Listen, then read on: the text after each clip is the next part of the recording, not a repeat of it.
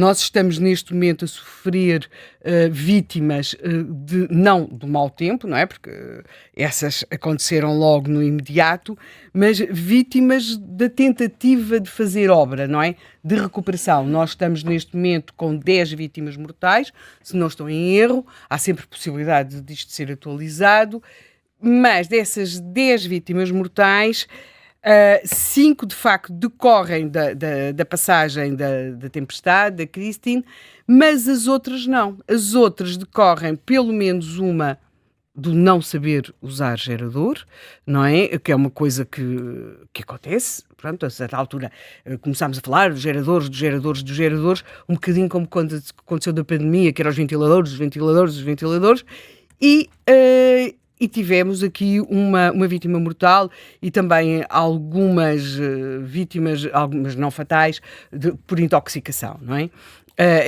Temos de entender que já estamos com gerações que não estavam habituadas ou que se tinham esquecido como é que se usava os geradores, depois temos, porque há alguns anos nós tínhamos sempre a questão dos geradores, a questão das braseiras, portanto, e muitas vezes tínhamos vítimas na sequência disso. Portanto, tivemos, mas agora, pode-se perguntar, então, e porquê falar disso? É que nós estamos neste momento com 4 vítimas mortais por tentativa de reparação de telhado. Sim. E isto também nos deve fazer pensar, não é? Portanto, o que é que está a acontecer? É óbvio que estas pessoas que estão a tentar fazer alguma coisa nos seus telhados, e compreende-se perfeitamente, para que não lhes chova dentro do seu da sua casa, dentro das suas empresas, das suas instalações, estas pessoas não serão, ou presumo eu que não serão propriamente profissionais do setor, não é? Que sabem como subir a um telhado, porque é óbvio que fazer uma pintura lá em casa, e todos nós já algum dia tivemos o ímpeto de achar que sabíamos pintar qualquer coisa, não quer dizer que saibamos, mas não tem qualquer outro efeito para lá mais bem ou mal pintado, não é? Mas isto aqui revela... foi pintado por alguém que não sabia, não é? Aqui revela também abandono dessas pessoas. Não, subiram ao telhado, quer dizer, eu não penso que seja possível haver um Serviço Nacional de Construção Civil para acudir a cada telhado neste momento. A pergunta deste programa é mais no sentido de se há mão de obra para as obras que vão ter de se fazer. É óbvio que nós podemos pensar, se vou ao teto, ao telhado de um hospital, coisa que felizmente não aconteceu, ou de um quartel de bombeiros, ou de uma escola, ou de um lar, é óbvio que aí sim terão de acudir... Podemos pensar em bombeiros, podemos pensar, em alguns casos, nos serviços do Exército, mas, quer dizer, não conseguimos. Eu acho que nós temos de entender aquilo que já entendemos com os incêndios, não é? Salvam-se vidas, mas outras coisas temos de esperar, não é? Portanto, só que aqui, o que é que nós temos? Nós, neste momento, de facto, precisamos de mão de obra, e mão de obra que não seja apenas a do voluntário, porque em algumas circunstâncias, nomeadamente quando vemos já 4 vítimas mortais, decorrentes de algum, claro, do voluntarismo, não é? Temos de perceber que há muita coisa para perguntar. Até porque, e aí vamos chegar àquilo que são as medidas anunciadas pelo Governo e que... portanto, são os apoios à reconstrução de habitação, também os apoios à agricultura e à floresta, mas não é dessa que vamos falar agora aqui. Temos a reconstrução à habitação, temos dispensa de licenciamento para obras de reconstrução, temos também nesta área uma transferência de pessoal pelas grandes empresas de construção civil que já mostraram disponibilidade para trazer trabalhadores que estão a trabalhar noutras regiões para as regiões afetadas, mas vamos ver em que é que isto tudo se vai traduzir. Nós temos de entender que em novembro do ano passado, portanto, nada a pensar nisto, os números que nós tínhamos davam conta de falta de 90 mil trabalhadores na área da construção civil. 90 mil trabalhadores no ano passado. Isto são os relatórios de emprego que vão saindo sucessivamente. A OCDE fez mesmo um aviso de que a falta de mão de obra podia comprometer o crescimento económico, o desenvolvimento do país. Nós geralmente só pensamos em termos das obras do PRR, porque temos ali aquele dinheirinho e temos de o aproveitar, não é? Mas a coisa é mais estrutural e neste momento nós estamos com esta ideia de que, quer dizer, é óbvio, não é, que estamos a precisar de muitos trabalhadores e trabalhadores especializados, porque esse é outro dos problemas. Aliás, no último relatório da Fundação EduLog, que tem a ver com a família Belmiro de Azevedo, que também tinha a ver com o ensino, e não era esse o objetivo, mas também havia muito isto, quer dizer, nós temos... nas questões do ensino temos muita falta do chamado ensino profissional, muito nestas áreas, não é?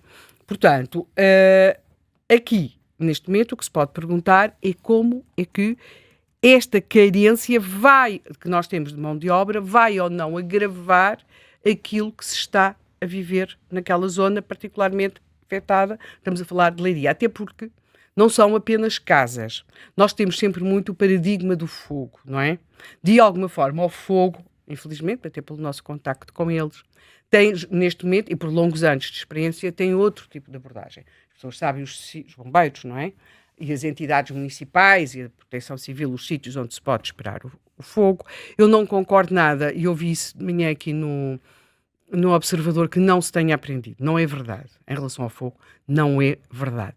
Tem-se aprendido, aliás, nós temos neste momento a AGIF, a Comissão, sim, a Comissão... Técnica Independente. A Comissão Técnica Independente permitiu perceber muitas coisas, houve ali, foram situações muito diferentes, não é?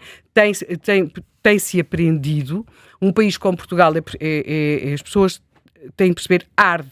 O que nós temos é de responder de forma mais inteligente aos fogos. Agora, o fogo faz parte das nossas circunstâncias geográficas e, pelos vistos, este tipo de ciclones, que não é o primeiro ciclone que temos, porventura vamos passar a ter mais ciclones. E, portanto, o que precisamos é também de inteligência para lhe responder. Portanto, acho que também se tem de entender, aliás, no caso da AGIF, é preciso que se entenda, foi nomeada no governo de Costa, continua, o que é no caso dos fogos, não é? O que é um sinal de que a administração, isto é um cargo de nomeação, no caso da AGIF, mas que alguma coisa se aprendeu, nomeadamente a importância deste tipo, da independência deste tipo de organismos. Portanto, não sei o que é que vai resultar agora daqui, neste caso, desta tempestade, que tem a ver mais com vento, com chuva, mas, e desta comissão, mas é importante que se perceba, muitas das coisas que estão a ser ditas e que agora parecem óbvias, é um bocadinho como a questão do armamento na Ucrânia, da NATO. Há 10 anos, se nos dissessem que nós íamos gastar este dinheiro todo em armamento, dizíamos logo que não podia ser. Agora, achamos que temos de combater, pois não queremos lá ter gente, mas isso é outra coisa. E agora, nomeadamente o caso da ministra, que equacionou já a questão de passarmos a ter as redes enterradas, não é? Mas sabem quanto é que custa uma rede enterrada? Querem pagar? Estou a perguntar, não é? Temos de entender que as coisas têm um custo. É melhor. Mas vamos querer, não é? A mesma coisa em relação aos satélites. A Manuel também falava disso aqui esta manhã. Portanto, temos de entender que as coisas estão como estão, ou seja, foram feitas opções no passado, nomeadamente através das linhas através das torres, mas isso que foi muito bom porque foi mais rápido. Nós éramos um país que não tinha eletricidade, ainda há décadas, não havia eletricidade em todo o país. Portanto, as pessoas, teve de se fazer, quando se começou a fazer a eletrificação, optou-se por determinados modelos, porque não só era mais barato, mas permitia ser mais rápido. Estas coisas têm de ser postas não como se fosse um sinal de maldade, bondade dos governantes, mas que são opções que são feitas e das quais nós, como contribuintes, depois também somos parte, não é? Portanto, nós, neste momento, é claro, pois para tudo isto é precisa a tal mão de obra, e aí chegamos àquilo que também são algumas das debilidades estruturais do país e que se cruza.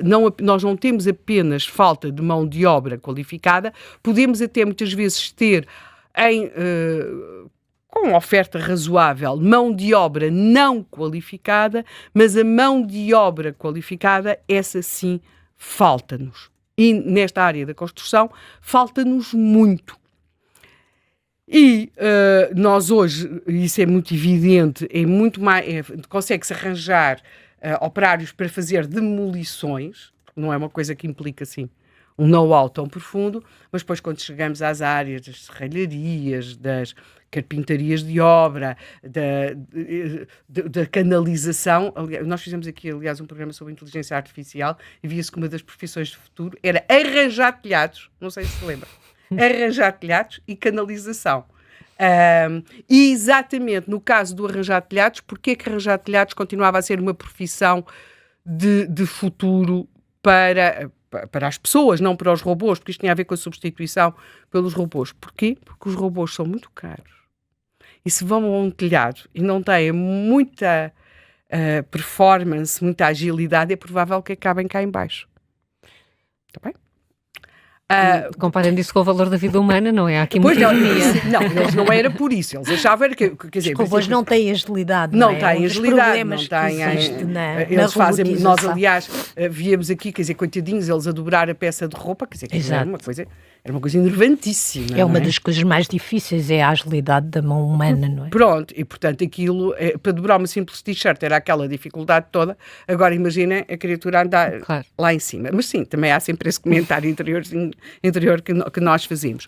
Depois também temos uma outra questão que eu acho que a Helena até saberá explicar, porventura com muito mais profundidade do que eu, e que é o seguinte: as nossas empresas, quando nós vemos isto agora, e o ministro, um dos ministros que esteve no terreno, declarava que as empresas, o Castro Almeida, que as empresas lhe tinham garantido que iam deslocar trabalhadores de outras regiões para as regiões afetadas. Isto não é qualquer empresa que pode fazer isto. Estamos a falar de um perfil de média ou grande empresa. E aí batemos outra vez na parede.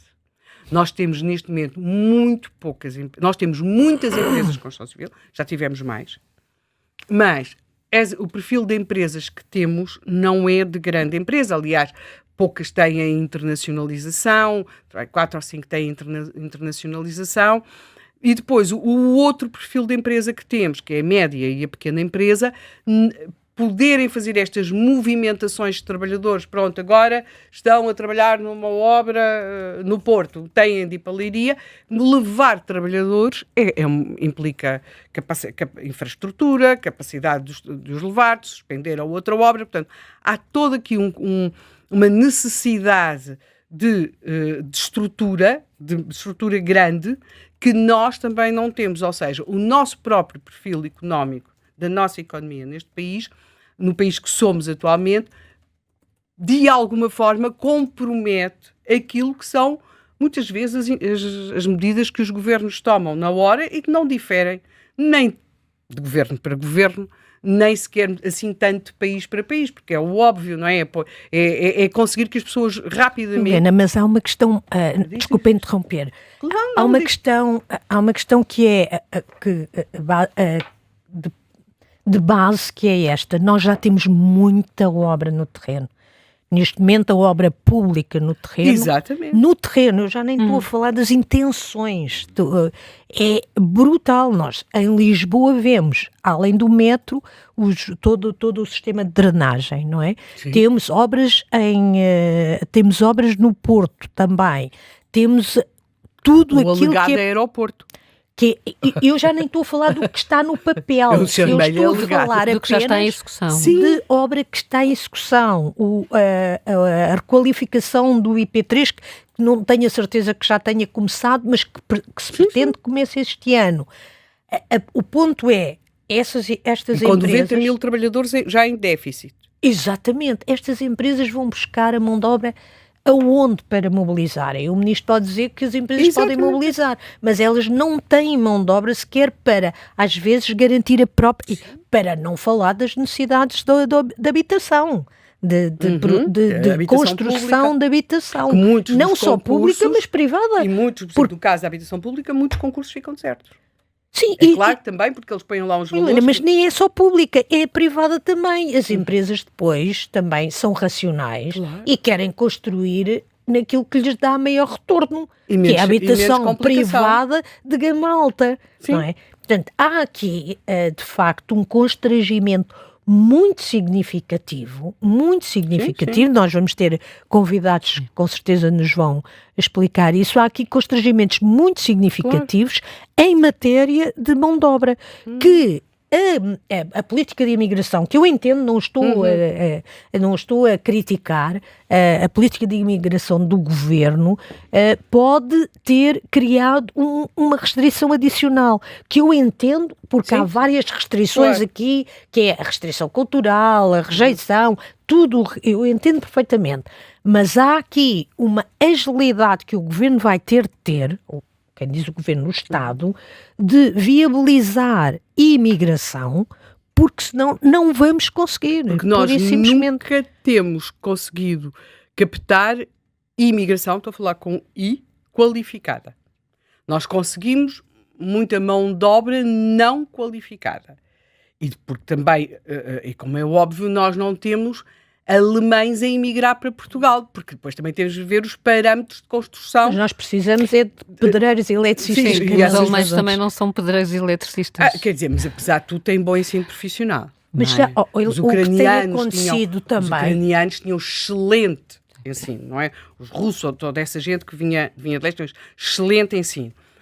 E foram eles também que nos safaram, entre aspas. Claro. Desculpem o plebeísmo. E, portanto, sim, mas é verdade. Isto é absolutamente verdade. Portanto, nós estamos numa situação complicada. É claro que houve empresários que disseram que agora iriam transferir pessoal, mas não se conseguem fazer trabalhadores. Assim, e, sobretudo, qualificar trabalhadores. Neste momento, ainda antes deste problema... E temos isto que os nossos qualificados se vão embora. Os nossos operários qualificados. Eu nem sei se isso acontecerá tanto, porque nós temos quadros licenciados, não é? Que se vão embora. O que nós temos aqui é que o que já se estava a passar antes deste caso é muitas empresas iam buscar trabalhadores e nestes setores em que é preciso capacidade de comunicação, sobretudo aos países de língua oficial portuguesa, davam-lhes formação, por exemplo, nos eletricistas, dava-lhes formação, formava-os como eletricistas e trazia-os para Portugal.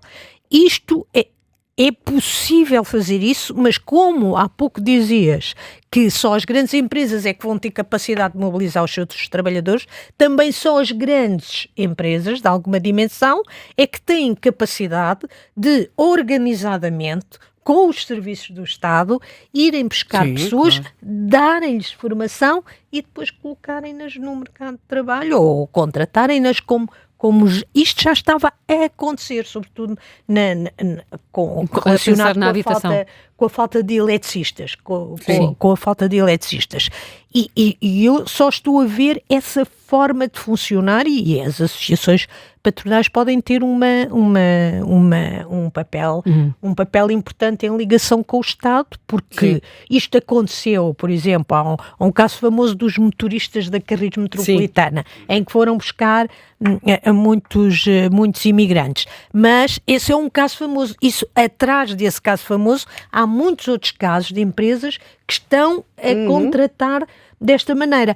Isto exige organização, que é uma coisa que o país em geral não tem. A Carris tem uma dimensão, não é? Não, mas esta era a Carris Metropolitana, não é a Carris mas apesar de tudo, tem Lisboa. Sim, eu sei, mas apesar de tudo, tinha atrás de si uma grande estrutura. Não, os concessionários, não é? Quem tinha as concessões são empresas que têm massa crítica para fazer esse tipo de coisas. O problema é que nós não temos essas grandes empresas, nós precisamos de ser organizados para fazer a nova política de imigração, que é, só para simplificar, não é a política de portas abertas, é a nova política de imigração, sendo mais racional, exige mais organização, e interligação muito forte entre os serviços do Estado e as empresas, para que se possa trazer exatamente as pessoas que nós precisamos ou pessoas que possam ser formadas em âmbito de empresa. Sim, até porque aí temos uma outra questão que passa, essa questão que referiste, apesar de tudo, consegue-se formar mais depressa. Quer dizer, se as pessoas tiverem carta de condução, é claro que nos primeiros dias alguns perderam-se, porque até nós nos perdemos e sempre vivemos aqui, se formos para um sítio que não conhecemos, ou levar alguém a casa. Mas aqui no caso destas áreas muito técnicas, por exemplo, um serralheiro, quanto tempo é que demora a formar um serralheiro? Essa é a outra questão. Estas são áreas nas quais o déficit é de facto muito grande e, passado este voluntarismo do momento, que é muito grande, nós podemos arriscar ficar a sofrer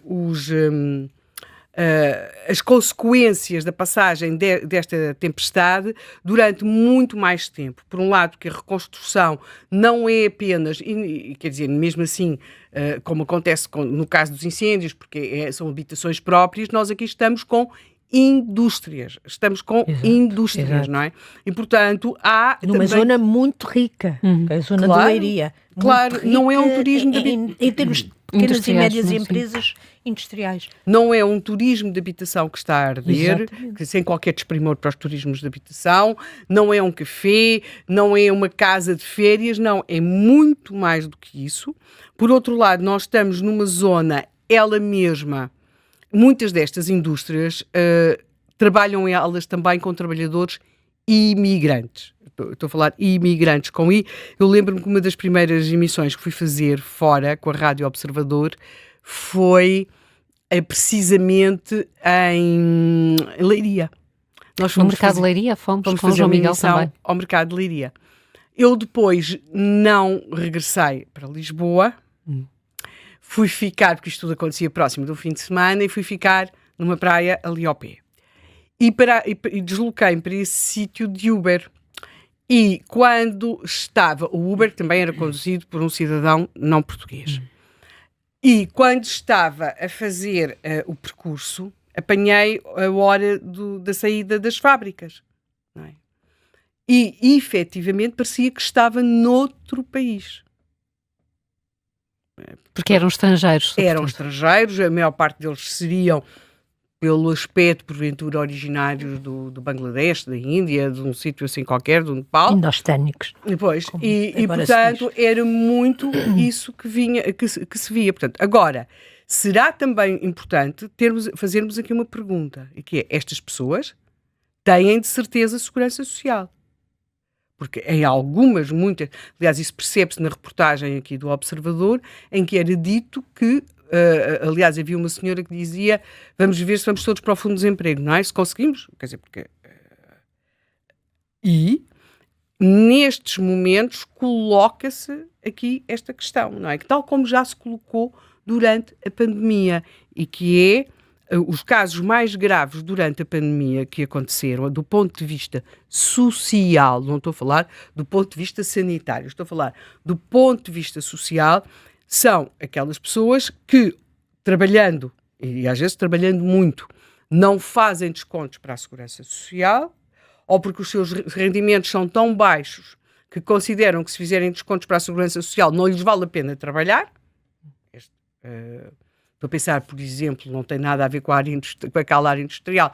Muitas daquelas senhoras, por exemplo, que passam a ferro para fora, se estão a trabalhar por conta própria, mas se elas começarem a fazer descontos, pode não lhes... porque são margens mínimas, não é? Portanto, este tipo de atividades. Por outro lado, temos também pessoas que descontam muito abaixo, ou seja, fazem descontos muito abaixo daquilo, para assegurar que estão a fazer descontos, isso é importante, mas não do valor real, porque depois tem outras formas de rendimento. O que significa que também terão subsídios muito baixos. Objetivamente. E foi isso que aconteceu durante a pandemia. Um dos problemas da restauração, por exemplo, durante Mas isso, por exemplo, aprendeu-se, não é? As pessoas perceberam porque é que tinham de descontar para a segurança social. Tão bem intencionada. Eu acho que sim, acho que as pessoas perceberam um bocadinho naquela altura da pandemia para que é que servia os descontos para a segurança social. Perceberam da pior maneira, não é?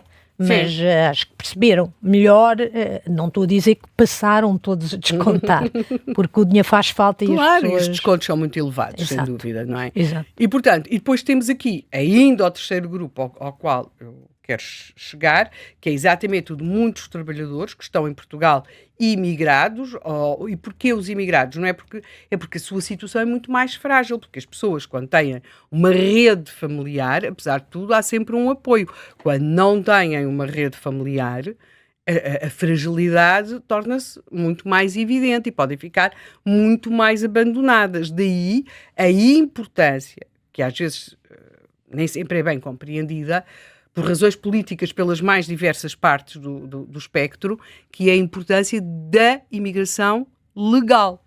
Porque a imigração legal implica que as pessoas fazem descontos para a segurança social e que, portanto, não ficam numa situação de fragilidade, ou de abandono, ou de miséria, não é? Portanto, nós temos neste momento, nesta área que foi afetada por este ciclone, vários tipos de emergência, não é? E de preocupação.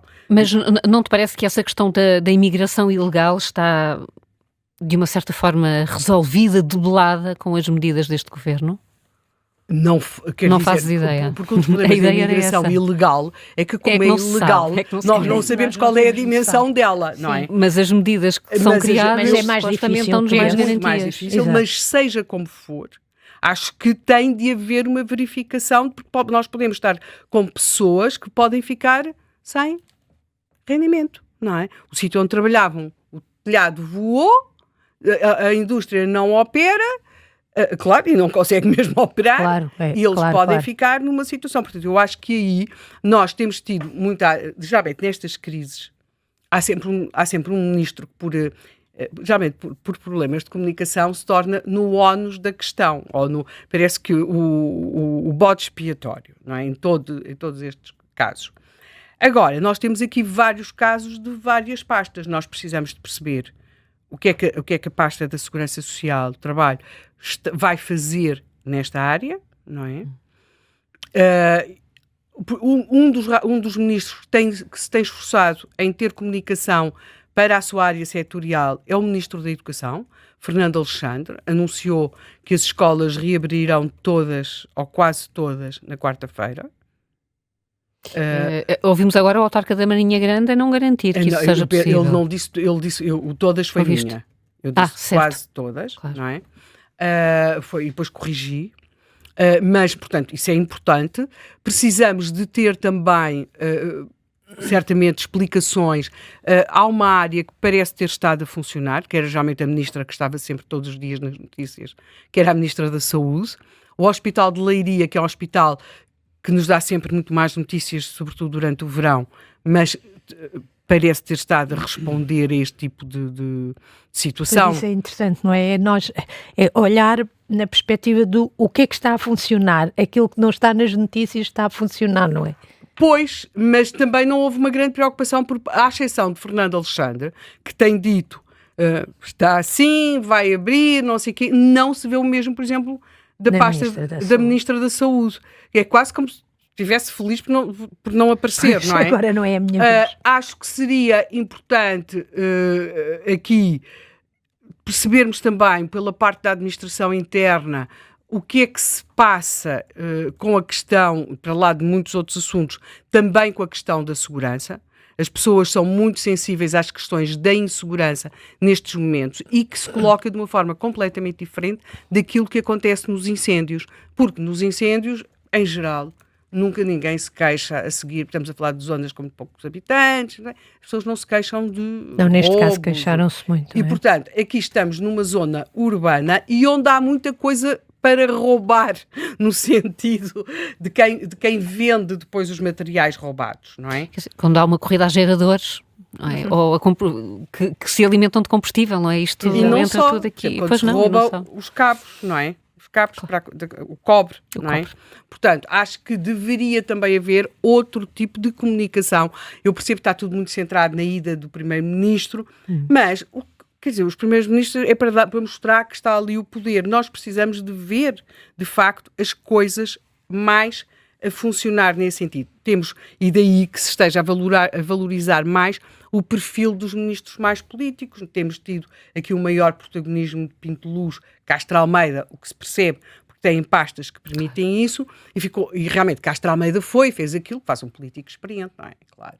Reunir com os empresários já disseram que vão deslocalizar mão de obra para esta área, também referiu. Também há aqui outro setor da área da economia que é importante chamar a atenção, que é a parte dos materiais, não é? Como é que, por exemplo, a Câmara de Leiria tem um estaleiro, mas quer dizer, isto é para as obras do telhado de cada um, não é uma coisa pouca. Agora, como é que vai ser? Nós já estávamos com um agravamento dos preços de material de construção civil. Exatamente. Como é que vai agora correr nestes momentos? E, sobretudo, para evitar assambarcamentos, especulações. Claro que aparecem sempre aquelas pessoas que acham que tudo se resolve com o tabelar dos preços, não é? Que é geralmente a melhor forma. Esperemos que não tenham essa ideia peregrina. Porque aparecia logo mercado negro, não é? Este governo não se sabe, não é? Pois. Resolveram apoiar restaurantes. Portanto... Exatamente, portanto, agora, mas desde que não tabelem o prato da sopa, não é? Quer dizer, que não lhes dê essa ideia, mas como é que é? Como é que isso se vai poder resolver? Pois há uma outra questão, que é um assunto que também se tem de discutir, e que é, em geral, os governos pautam-se nestes momentos por achar que têm de fazer intervenções, mas o dinheiro, é importante explicar que todo o dinheiro que está ali a ser posto não vem de uma fábrica que o governo tem lá em casa. Ora bem. Portanto, vem dos nossos bolsos. E, por exemplo, quando se usa aqui o dinheiro da Segurança Social, acho muito bem, mas é preciso que se perceba que é da Segurança Social, não é? São as contribuições dos trabalhadores e das empresas. Esse dinheiro vai servir para quê? Deve ou não ser mais focalizado em determinados apoios. Temos aqui uma outra questão também que eu acho que é um setor, e aí Helena talvez tenha uma visão até mais específica do que aquela que eu tenho. Temos sempre o célebre problema dos seguros. Os seguros são muito caros, nomeadamente os seguros para cobrir este tipo de circunstâncias e de eventos. Há pessoas que estão sem seguro, deve ou não, já se discute a questão do seguro obrigatório. Nós temos seguros obrigatórios, por exemplo, nos automóveis. Devem os seguros ser obrigatórios nestes casos, e seguros que tenham uma cobertura que vá além do dano na canalização lá do prédio, não é? Os seguros das partes comuns, como é que é? Devemos ou não discutir isto? Porque esta ideia de pôr o dinheiro do contribuinte a tapar aquilo que o cidadão não faz, fica muito bem ao político, dá-lhe muitos... sim, falou muito bem, é extraordinário. Mas e depois? Não é? Portanto, eu acho que aqui a passagem desta tempestade mostrou muitas fragilidades estruturais do país, mas o pós, que já está a começar, e em geral nestas coisas o pós deve começar logo no próprio dia, não é? Também mostra muitas dessas fragilidades, nomeadamente na parte económica.